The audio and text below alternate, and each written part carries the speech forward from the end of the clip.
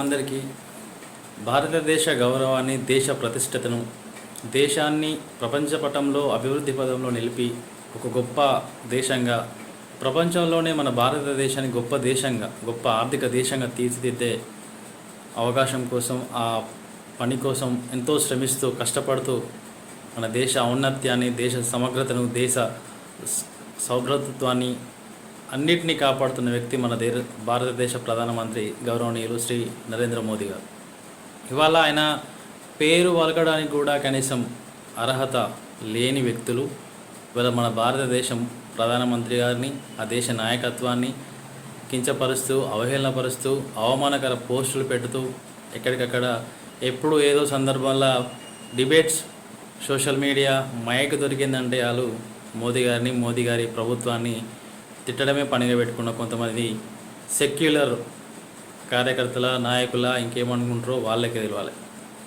తిట్టడం మీ విజ్ఞతగా వదిలేస్తున్నారు.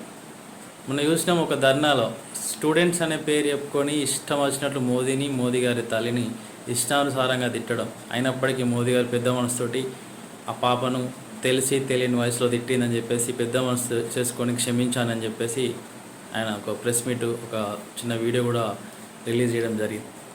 దేశ సమగ్రత కోసం, దేశాన్ని ప్రపంచ పటంలో అగ్రగామిగా నిలబెట్టాలనే ప్రయత్నంలో 18 గంటలు కష్టపడుతూ, దేశ రక్షణే ధ్యేయంగా, దేశ పౌరుల అభ్యున్నతే ధ్యేయంగా, దేశాన్ని ఒక గొప్ప ఆర్థిక వ్యవస్థగా తీర్చిదిద్దే లక్ష్యంగా పెట్టుకొని, వికసిత్ భారత్ అనే లక్ష్యం పెట్టుకొని ముందుకు వెళ్తున్న మన మోదీ గారిని తిట్టడం ఇది చాలా తప్పు, గర్హనీయం. ఎందుకంటే ఇవాళ చాలా ప్రభుత్వాలు మనం కొంతమంది చూసినాం, మనకు ఊహ తెలిసినప్పటి నుంచి గత ప్రభుత్వాలను చూసినాం. ఈ ప్రభుత్వంలో మోదీ గారు తీసుకున్న గొప్ప సంస్కరణలు చాలా ఉన్నాయి. అందులో మచ్చుకు 370 ఆర్టికల్ రద్దు చేయడం, రామ మందిర నిర్మాణం, డిజిటలైజేషన్, కరోనా లాంటి క్లిష్ట సమయంలో ఉచితంగా దేశవ్యాప్తంగానే కాదు ప్రపంచంలో కూడా మన వ్యాక్సిన్ పంపించి గొప్ప చరిత్ర సృష్టించుకున్నాం మన భారతదేశ పౌరులం, భారతదేశ ప్రధానమంత్రి గారు. అటువంటి ఒక గొప్ప నాయకుని పట్టుకొని తిట్టడం ఇది పూర్తిగా తప్పు. అంటే ఎవరో ప్రలోభాలు పెట్టడం, ఎవరో ఇచ్చిన డబ్బుల కోసం ఆశపడి మోదీ గారిని, మోదీ ప్రభుత్వాన్ని తిరిగితే మన భారతదేశాన్ని, మనల్ని మనం అవమానపరుచుకున్నట్టయితే.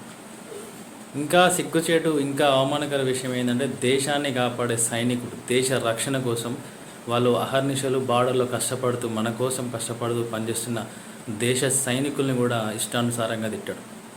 ఇవాళ దేశంలో బార్డర్లో సైనికులు లేకపోతే నీ ఇంట్లో ప్రశాంతంగా ఉండేవాడి కాదు. ఈ భారతదేశం ఇప్పటి వరకు చెప్పుకోదగ్గ ఒక పెద్ద ప్రమాదాన్ని, ఒక పెద్ద బాంబ్లాస్ట్ని చూపించండి మోదీ గారి ఈ పరిపాలన సమయంలో.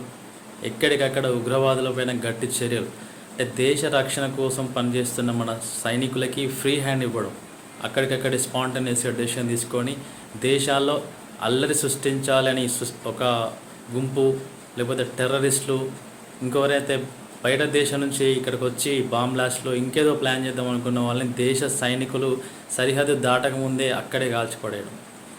ఇది ఒక గొప్ప విషయం కదా మనకి. ఇటువంటి గొప్ప గొప్ప సంస్కరణలు తీసుకొస్తా ఉన్నాడు. అంతేకాదు దేశ అభివృద్ధి కోసం ఏం చేసిండు మోదీ గారు అని అంటున్నాడు. అసలు మోదీ గారి పేరు వలకడానికి కూడా అవకాశం, అర్హత వీళ్ళకు ఉందా? PM కిసాన్ సమ్మాన్ నిధి ద్వారా రైతులకు డబ్బులు ఇస్తున్నారు పెట్టుబడికి, జల్ జీవన్ మిషన్ ద్వారా నీరు అందిస్తున్నారు, జన్ ధన్ యోజన ద్వారా అందరికీ అకౌంట్స్ ఓపెన్ చేసి బ్యాంక్ ఖాతాలు తెరిపియడం, ఎన్నో అంటే రోడ్లు, మౌలిక వసతులు, రైల్వేస్, ఎయిర్పోర్ట్స్ అన్నీ మేక్ ఇన్ ఇండియా అనే ప్రోగ్రాం తీసుకొని మన దేశాల్లో తయారయ్యే వస్తువులని, మన దేశంలో తయారయ్యే వస్తువులు మనం కొనుక్కోవడంతో పాటుగా వేరే దేశాలకు ఎక్స్పోర్ట్ చేసే స్థాయికి ఎదగాలి అని ఒక గొప్ప గొప్ప సంస్కరణలు, అహర్నిశలు మన భారతదేశాన్ని అగ్రగామిగా నిలబెట్టాలి, మన భారతీయులను అందరినీ కూడా అగ్రగామిగా చూడాలి అని అహర్నిశలు కష్టపడుతున్న మోదీ గారిని తిట్టడం నిజంగా ఇది ఒక సిగ్గుమాలిన చర్య. అటువంటి వ్యక్తులు ఎవరైనా ఉంటే ఇంకా కూడా ఆలోచన చేసుకోవాలి. మోదీ గారిని తిట్టడం, భారత ప్రభుత్వాన్ని తిట్టడం అంటే అది మనల్ని తిట్టుకున్నట్టే. రైల్వేలో మనం చూసినప్పటి నుంచి ఏ రైల్వేస్ ఉన్నాయి, ఇప్పుడు వచ్చిన సంస్కరణలు చూడండి. వందే భారత్ లైన్ లాంటి రైలును మన దేశంలో ఎవరైనా ఊహించుకున్నారా?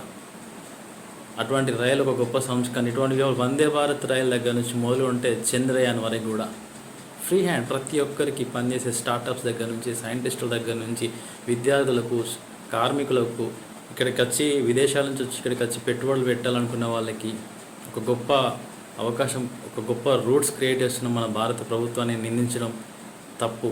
అంటే ఎందుకు ఇవన్నీ మాటలు చెప్తున్నా అంటే మన భారతదేశాన్ని మూడో ఆర్థిక అగ్రగామి రాజ్యంగా ఎదుగుతున్న తరుణంలో మనందరం కూడా భారత ప్రభుత్వానికి మద్దతు ఇవ్వాలి.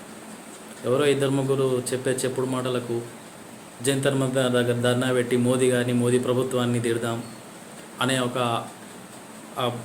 ఆ రకంగా ఆలోచిస్తున్నారు తప్ప ఎంతసేపు మోదీ గారు ఏం చేసారు అనే ఆలోచన ఎవరు చేయట్లేదు. భారతదేశాన్ని ఎప్పుడు కూడా సుస్థిరంగా, క్షేమంగా భారతదేశ పౌరుల వాళ్ళ యొక్క అవకాశాలు లేకపోతే వాళ్ళ భద్రతే ధ్యేయంగా పనిచేస్తున్నటువంటి మన భారత ప్రభుత్వాన్ని, భారతీయ ప్రధాని శ్రీ మన నరేంద్ర మోదీ గారిని అందరం కూడా ఆయనకు మద్దతుగా తెలుపుదాం. ఆయనకు వెన్నుదన్నుగా ఉండి మన భారతదేశాన్ని ఇంకా ముందుకు నడిపించే విధంగా ఆ దుర్గామాత మా భారత ప్రధానమంత్రి శ్రీ నరేంద్ర మోదీ గారికి ఆశీస్సులు ఇవ్వాలని చెప్పేసి యావత్ తెలంగాణ ప్రజల పక్షాన, అందరి పక్షాన నేను మనస్ఫూర్తిగా ఆయనకు నా మద్దతు తెలుపుతా ఉన్నా. జై హింద్, జై భారత్.